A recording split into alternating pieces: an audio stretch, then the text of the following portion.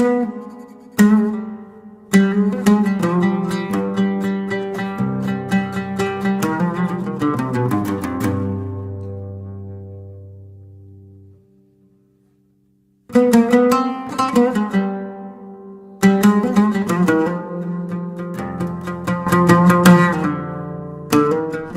alaikum wa rahmatullahi ta'ala wa barakatuhu.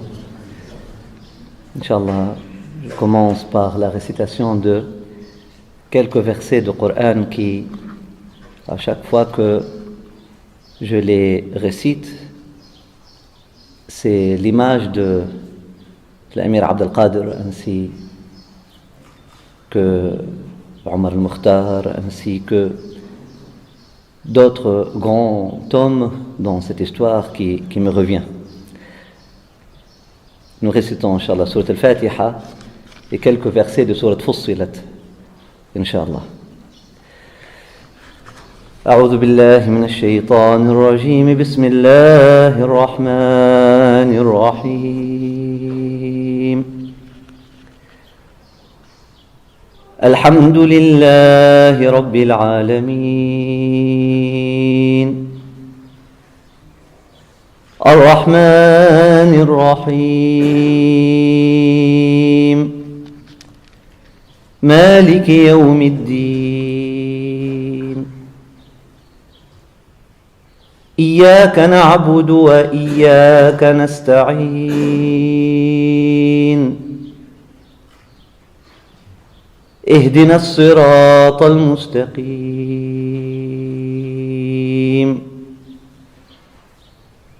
اهدنا الصراط المستقيم صراط الذين أنعمت عليهم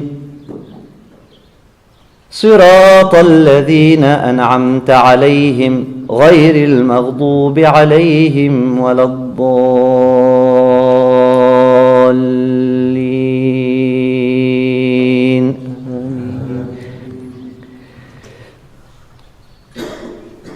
إن الذين قالوا ربنا الله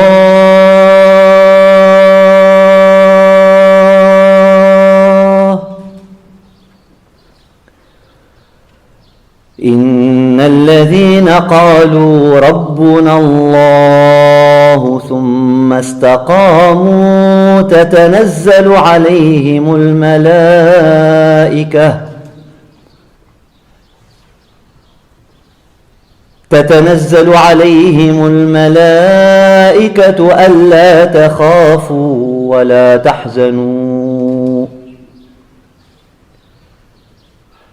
إن الذين قالوا ربنا الله ربنا الله ربنا الله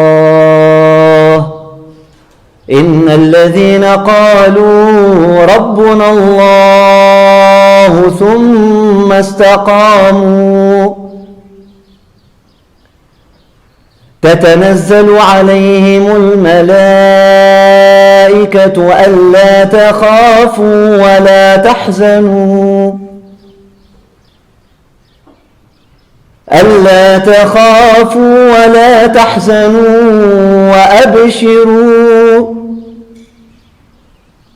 وأبشروا بالجنة التي كنتم توعدون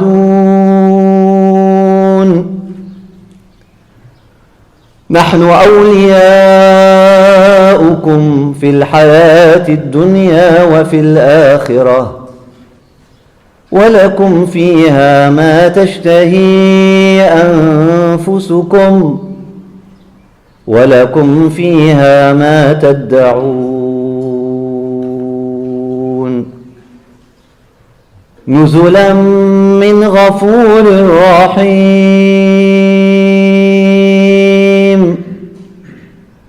ومن أحسن قولا ممن دعا إلى الله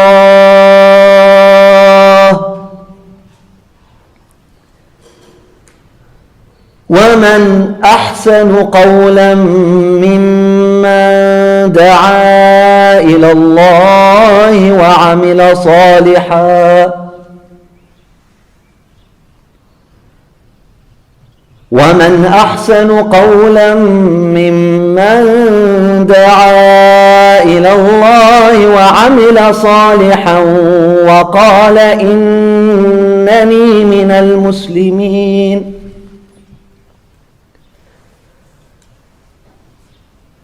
ولا تستوي الحسنة ولا السيئة ادفع بالتي هي أحسن فإذا الذي بينك وبينه عداوة كأنه ولي حميم.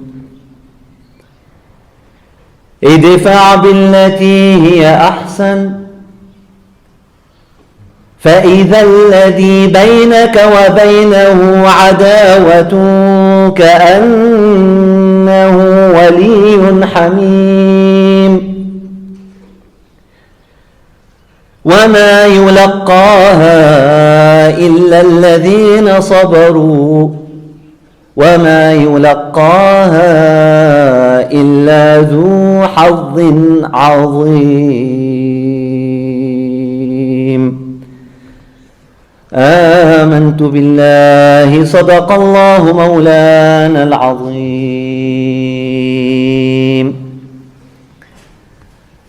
صدق الله مولانا العظيم وبلغ رسوله المصطفى الأسعد الكريم، ونحن على ما قال ربنا وبلغ سيدنا ومعلمنا ومولانا من الشاهدين وبذلك من المؤمنين. الحمد لله. ادفع بالتي هي أحسن فإذا الذي بينك وبينه عداوة كأنه ولي حميم. ولا تستوي الحسنة ولا السيئة ادفع بالتي هي أحسن فإذا الذي بينك وبينه عداوة كأنه ولي حميم. Le bien et le mal ne s'équivalent point. Le bien et le mal, la bonne action et la mauvaise action, le ihsan, le bien agir, le bel agir et le mal agir ne peuvent s'équivaloir, ne peuvent pas avoir la même valeur, ne peuvent pas s'équivaloir. La tastawi al-hasanatu wa la-sayyi'a. C'est pour ça, ô mon élève Mohammed, dit le Seigneur subhanahu wa ta'ala, et toi comme tous ceux qui veulent prendre ton chemin sérieusement, alladhina qalu rabbuna Allah thumma istaqamu, ceux qui sont confiants que leur Seigneur c'est Allah, ils sont remplis, ils ont le cœur rempli de la présence d'Allah, rabbuna Allah, ils ont la pleine confiance en Allah subhanahu wa ta'ala et ils vivent la pleine conscience que Allah subhanahu wa ta'ala est présent et celui leur maître et celui leur enseignant et celui leur enseigneur et celui qui est le maître de leur projet personnel et collectif. Rabbuna Allah. Et ceux qui se sont mis droit sur ton chemin, ya Muhammad, et toi comme eux, écoutez-moi bien, idfa' billati hiya ahsan. Repousse le mal par le bien. Non seulement repousse le mal par le bien, mais dans ce bien-là, quand t'inspires, dans ce bien-là, dans cette panoplie de bonnes actions, dans cette infinité de possibilités de bonnes actions qu'on peut t'inspirer, qui peuvent venir à ton inspiration, que tu peux aller cueillir dans le cloud de l'inspiration, dans le nuage de l'inspiration, ya Muhammad, toi et ceux qui veulent être avec toi pour du vrai, choisis le meilleur. Non seulement le bien, idfa' billati hiya ahsan. Non seulement repousse le mal par le bien, repousse le mal par le mieux que tu peux faire. Parmi le bien. Qu'on t'inspire. Et comme résultat, vous allez voir, si vous êtes un compagnon de ce devoir, vous allez devenir un témoin inévitablement de cette grâce. Devant toi, elle va se manifester en toute splendeur, en toute grandeur. C'est quoi cette grâce-là? Ya Muhammad, ya Abd al-Qadir, ya Muhyiddin, ya Ahmed, ya tout, oh mon élève Muhammad, ainsi que tes élèves. C'est quoi cette grâce-là? فَإِذَا الَّذِي بَيْنَكَ وَبَيْنَهُ عَدَاوَةٌ كَأَنَّهُ وَلِيٌّ حَمِيمٌ. Vous allez le témoigner, vous allez le vivre. Vous allez le savourer, vous allez le goûter, vous allez le voir. Ce miracle-là devant vos yeux, c'est quoi? Lorsque vous faites preuve, lorsque vous appliquez, lorsque vous marchez dans ce chemin, lorsque vous repoussez le mal par le bien, non seulement par le bien, mais par le mieux que tu peux faire dans ce bien-là, vous allez voir que ton ennemi va devenir comme ton ami intime. Vous allez voir. Vous allez le voir, vous allez le témoigner, vous allez pouvoir le voir, le goûter, le savourer, le vivre. Il n'y a pas un meilleur résumé de la vie d'Amir Abdel Qadir que ces versets-là. Un homme rempli de Rabbun Allah. Un homme droit et intègre sur le chemin d'Allah. Un homme sur qui les anges descendent pour raffermir son cœur, et c'était le secret de sa non-lâcheté, c'était le secret pour lequel il a construit 3 capitales. Il a vu 3 capitales périr devant ses yeux l'une après l'autre. Nous, un petit projet commercial. Si on le trouve détruit devant nos yeux, on lâche. 3 capitales, 3 projets de construction. Il les a vus une après l'autre. Maaskar, après ça, une autre ville, après ça, Zmala, communément connu par Zmala, la collectivité, Zamala, hein? Le cercle de conscience collective, Zmala, le collège, Zmala, le collège, le cercle collégial collectif. Il les a vus brûler devant ses yeux, l'une après l'autre. Il n'a pas lâché. Pourquoi? Parce que là, cette bouchera, les anges qui viennent descendre sur lui continuellement, la takhaf wa la tahzanu wa abshiru bil jannati allati kuntum tu'adun. Ne vous attristez point, ne vous affligez point, ne vous infligez pas une peine au-dessus de cette peine. La tahzanu, ne vous attristez pas, wa abshiru, recevez la bonne nouvelle. Dans l'au-delà, mais aussi ici, nous sommes vos amis. Vous allez nous retrouver à chaque croisement de chemin.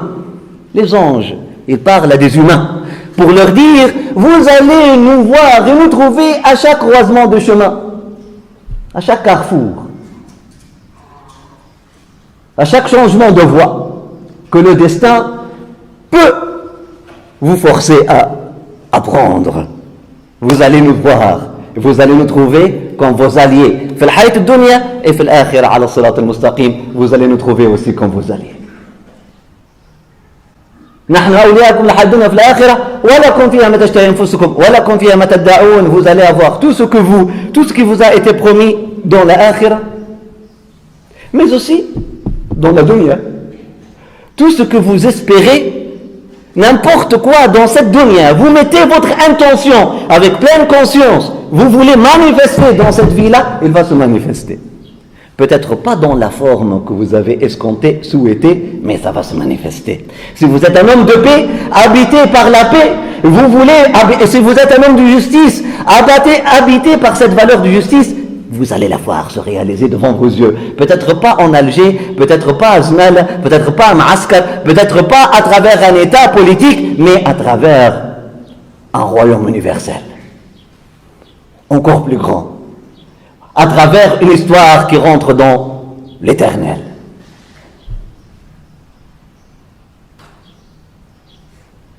Dans la vie d'ici-bas comme dans la vie de l'au-delà, le mu'min, celui qui est l'homme de l'intention, l'homme rempli de Dieu, il va voir son intention se concrétiser, se matérialiser. Dans la akhira, au-delà de toutes les images, et dans la dunya aussi, au-delà de toutes les attentes. Mais ça va être réalisé.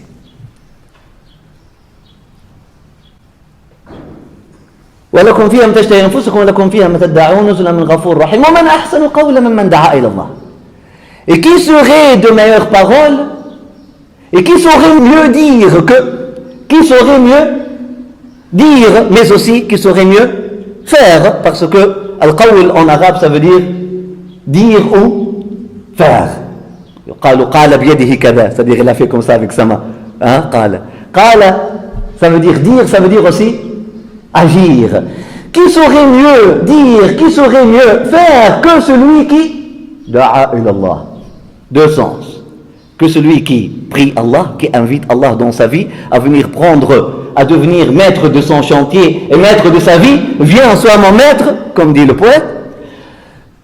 Et qui saurait mieux dire et mieux faire que celui qui invite à Allah? Da'a ilallah. Invite les autres, tous, hein, ses frères et ses sœurs, les humains, à qui? À quoi? Non, pas quoi, pas de quoi, pas de quoi, non merci, pas d'islam. À quoi? Pas quoi? À qui? À Allah, à l'être supérieur, non pas à un club religieux ou une identité. On va revenir à ça. Da'a ila Allah fi itlaqih. Il a invité à Allah subhanahu wa ta'ala dans l'absolu. Dans l'absolu, non pas un cadre identitaire. Non seulement il invite à Allah avec sa parole, mais aussi il confirme sa parole à travers par son agir. Il agit bien et il affirme avec confiance et assurance et fierté positive son identité.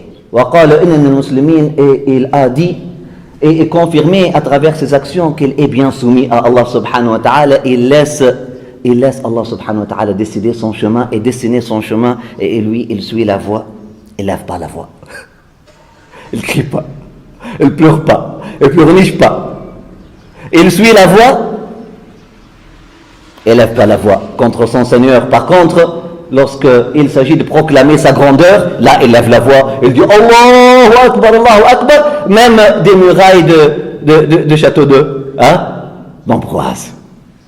Il a fait écouter le adhan à tout le monde.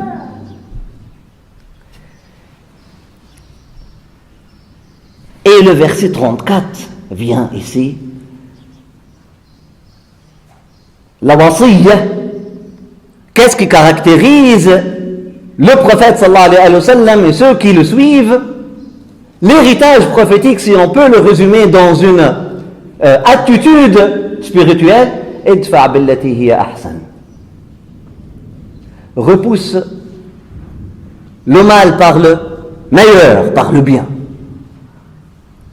Et là, vous allez voir, si vous faites ce devoir, vous allez voir le résultat. Vous allez voir, vous allez témoigner de cette grâce, de ce miracle. Vous allez voir que l'ennemi le plus farouche, le plus juré, votre ennemi juré va devenir devant vos yeux comme s'il était comme s'il était un ami d'enfance, comme s'il était un allié des plus proches. Ça, Amir Abdel Qadir l'a vécu. Et nous l'a laissé. Faut-il encore aller lire et sortir de notre délire? À nous les musulmans et aux humains, faut-il encore aller apprendre, aller lire et défaire et sortir de notre délire individuel comme notre délire collectif de complexe supériorité et autres? Certes, nous pouvons parler de l'Amir Abdel Qadir de différentes manières et selon des perspectives et suivant des angles différents. Je m'invite aujourd'hui, et je vous invite avec moi, en ce lieu béni qui est baptisé Masjid As-Salam, le temple ou le lieu de recueillement spirituel Masjid, le lieu de recueillement spirituel et d'expression de soumission et harmonie avec Allah, Masjid, beaucoup plus que mosquée, Masjid. As-Salam, la paix, pas la paix, la source de la paix, Jalla Jalaluhu, la mosquée de Allah As-Salam. Dans ce lieu béni, aujourd'hui, cette heure bénie, après Salat al-Asr, dans cette présence bénie de ses sœurs bénies et ses frères bénis, ses âmes bénies et ce cœur béni, je vous invite d'examiner la vie de Amir Abdel Qadir plutôt de cet angle-là, d'observer sa vie et son apport de cet angle-là, cette direction-là, ce sens-là, c'est-à-dire Amir Abd al-Qadir, l'homme au service de Dieu, hein, pour démystifier homme de Dieu, hein, l'homme au service de Dieu, qui invite à Dieu, qui parle à Dieu, hein, da'a ilallah, il parle, il prie, il parle à Dieu, da'a ilallah, qui invite à Dieu, qui reste persévérant sur la voie de Dieu, mustaqim, istaqama, qui rappelle Dieu, qui rappelle Dieu de par son apparence, sa présence, son image, juste en regardant son image, ça nous rappelle Dieu. Et qui nous rappelle de Dieu, et qui invite à Dieu, qui s'affirme dans son identité, mais aussi qui laisse son humanité, slash sa divinité, hein, son aspect sacré, transcendre toute identité et toute forme d'identité. Subhanallah, le paradoxe, ce n'est pas un paradoxe, c'est une maturité. L'homme qui n'a jamais enlevé son burnous, l'homme qui n'a jamais enlevé son turban, l'homme qui s'est affirmé dans son identité tout le temps, même dans le palais de Napoléon, l'heure de prière, elle est venue, le roi l'attendait, a dit, je dois célébrer ma salat al-asr avant de parler au roi, le roi l'attendait comme ça, et le voyait prier. Par contre, son humanité ou sa spiritualité, sa divinité, entre guillemets, transcendait son identité et toute forme d'identité. Il était l'homme de Dieu universel, il était l'homme universel digne d'être Abdullah, d'être le serviteur d'un Dieu universel. Les anges descendent sur lui selon des témoignages qu'on peut trouver dans tous les livres et même dans les documentaires, même des républicains même le général Beugeot, qui lui n'était pas forcément croyant, il a dit, mais attendez, cet homme-là n'est pas normal. Moi qui ne crois pas aux anges, qui n'a jamais cru aux anges une seule fois de ma vie, je peux jurer qu'ils étaient autour de lui. Général Beugeot, mot à mot. Et d'autres témoins. Et juste à travers la peinture, juste à travers l'étoile, aujourd'hui, tu peux voir que c'est un homme. Il a autour de lui une présence angélique indéniable. Et Shaitan le fouille. Shaitan le fouille. Et son ennemi juré devient son ami. Son ennemi juré d'hier devient son ami aujourd'hui. Abd al-Qadir, fils de Muhyiddin, fils de Hassan ben Ali. À propos de ces versets, j'ai dit quelque chose, le Shaitan le fouille.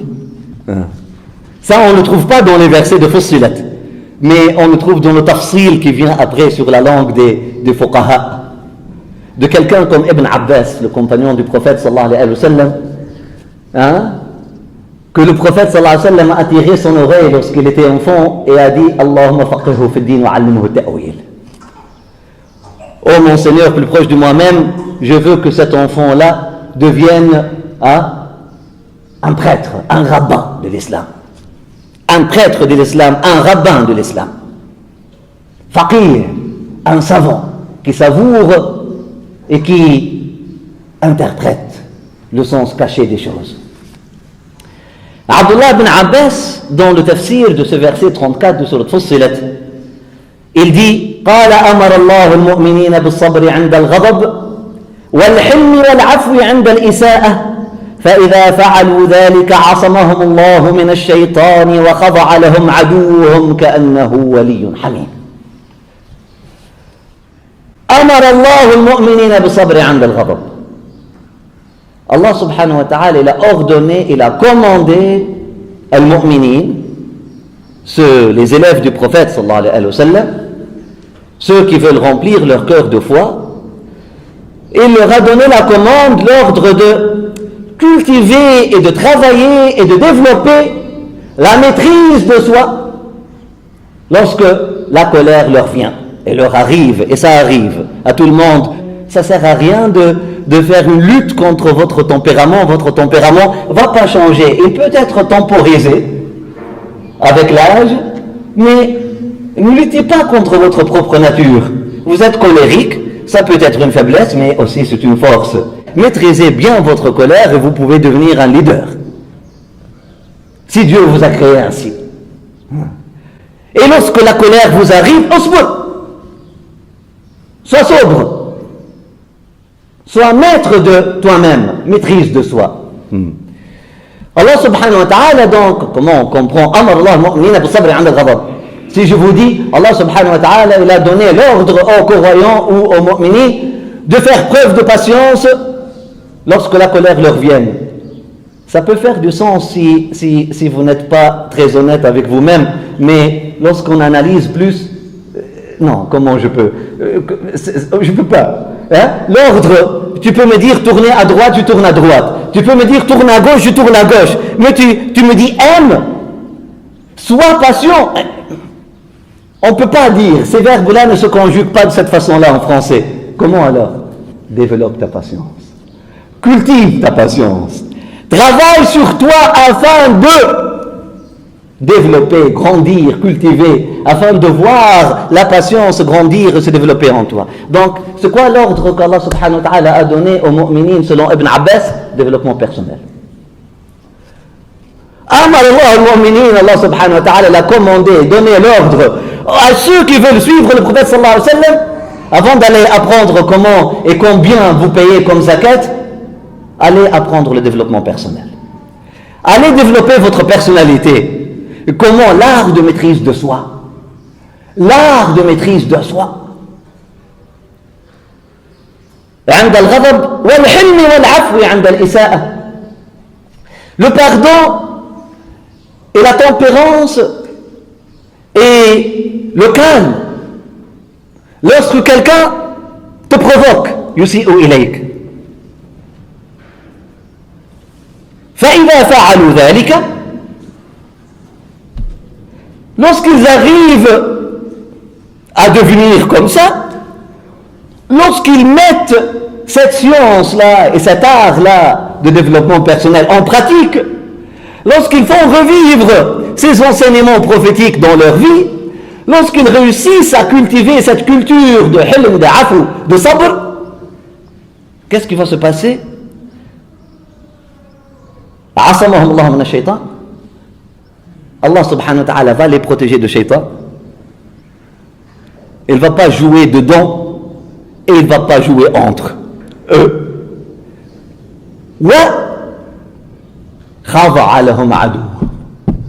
Leur ennemi va baisser la tête devant eux. Allah va leur donner la victoire, la vraie victoire contre leurs ennemis. كأنه ولي حميم, comme s'ils étaient un ami proche. L'histoire d'Amir Abdel Qadir, elle est, mais vraiment c'est une ayah, c'est un signe à contempler, c'est un miracle à contempler. L'homme vaincu, le soldat vaincu, le lieutenant vaincu, qui vient conquérir les cœurs de ses vainqueurs. À travers quoi? À travers ce verset, à travers cet art, à travers cette science. Voilà, je vous invite, je vous invite à voir, à contempler, à observer l'Amir Abdel Qadir et son apport à travers cet observatoire. Amir Abdel Qadir, un homme qui invite à Dieu à travers l'humain. Un homme qui invite à Dieu à travers l'humain. Da'i ila Allah. Je sais que dans le livre de l'histoire, vous allez le trouver comme un schizophrène ou comme quelqu'un qui a changé de route. Il était un homme de guerre, vaincu au terrain de combat. Pourquoi pas changer décrocher son sabre et prendre le calame? une lecture simpliste. Voilà pourquoi nous avons dit la grandeur d'un homme de cœur. C'est pas n'importe qui. Il n'y a pas une dichotomie, il n'y a pas de schizophrénie. C'est le même. C'est le même homme. De sabre et de calame. Il était à la fois, même lorsqu'il portait le sabre, la bibliothèque était la composante la plus importante dans sa smala, dans sa capitale. Là était toujours. Et d'ailleurs, comment son ennemi a trouvé cette trace? Ils ont pu trouver son endroit lorsqu'ils ont suivi les feuilles arrachées d'un de ses livres, lorsqu'un voyou est rentré, et puis pour dire que voilà, pour laisser des traces derrière lui, il a pris un livre pour lire, pour se cultiver, et puis il a commencé à arracher des papiers, des pages comme ça, et là c'est comme ça que les ennemis français ont pu retrouver le chemin vers la smala. Il était toujours un homme de calame. Il n'y a pas de dichotomie entre les deux. Mais, la ilaha illallah Muhammad Rasulullah sallallahu alayhi wa sallam, je vous invite à voir Amir Abd al-Qadir, à travers son sabre comme à travers son calame, il était quoi? Quelqu'un qui invite à Allah. Lorsqu'il a porté le sabre, c'était pour inviter à Allah. Et lorsqu'il a porté le kalam, c'était pour inviter à Allah. Et pour chaque station, et pour chaque contexte, une forme de da'wah, une forme d'invitation qui lui est propice, qui lui est propre.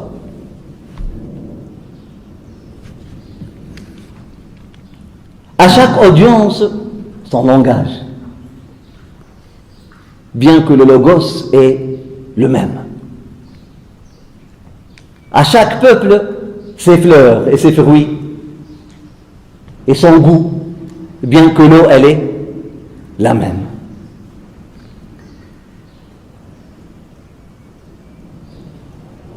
Abd al-Qadir, radiyallahu anhu, un homme qui invite à Dieu à travers l'humain. À travers l'humain.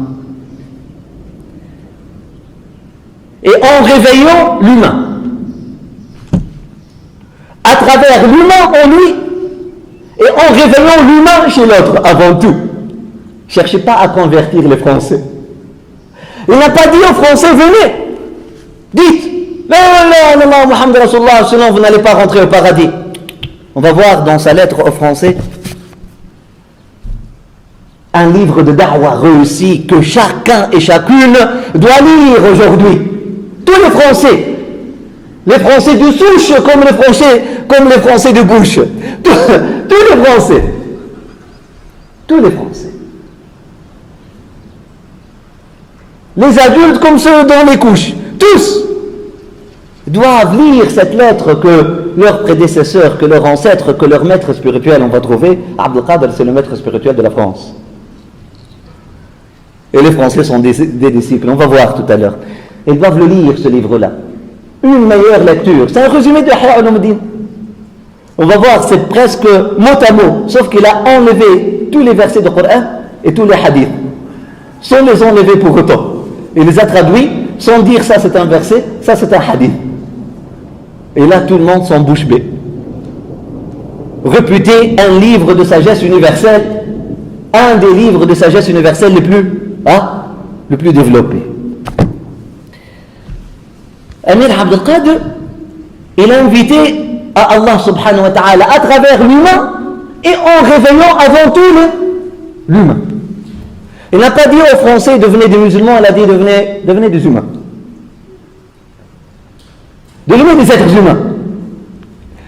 Réconciliez-vous avec votre humanité et là, sans peine et sans que je ne vous le dise, vous allez être reconnecté avec votre Seigneur. Mais reconnectez-vous avec votre humanité. Ar-Rahman 'allama al-Qur'an, khalaqa al-insana 'allamahu al-bayan. Pour la révélation, pour recevoir la révélation sacrée, faut-il encore une conscience développée qui peut recevoir cette révélation sacrée. C'est ça le modèle prophétique, n'est-ce pas? N'est-ce pas? N'est-ce pas? Avant d'être connu comme prophète, sa réputation était quoi? Qui parmi les jeunes peut me dire c'était quoi son titre à la Mecque avant l'âge de 40 ans, avant l'âge de révélation? Oui. As-Sadiq al-Amin, l'homme net et intègre. L'homme honnête, l'homme intègre, l'humain. C'est à travers l'humain qu'il a conquis le cœur d'Abu Bakr. Et en développant l'humain dans Abu Bakr, qu'il a poursuivi son éducation spirituelle jusqu'à la fin. Jusqu'à la fin. Jusqu'à la fin. 3 années avant son départ, le prophète sallallahu alayhi wa sallam, lorsqu'il a soupçonné un peu de qu'est-ce que les autres puissent interpréter comme trace de racisme, chez Abu Bakr, il a dit: Mahra Abu Bakr, Ada'wa al-Jahiliya, laqad ahzantahum. Va demander pardon aux pauvres. Va demander pardon à Bilal et Salman. Tu les as attristés.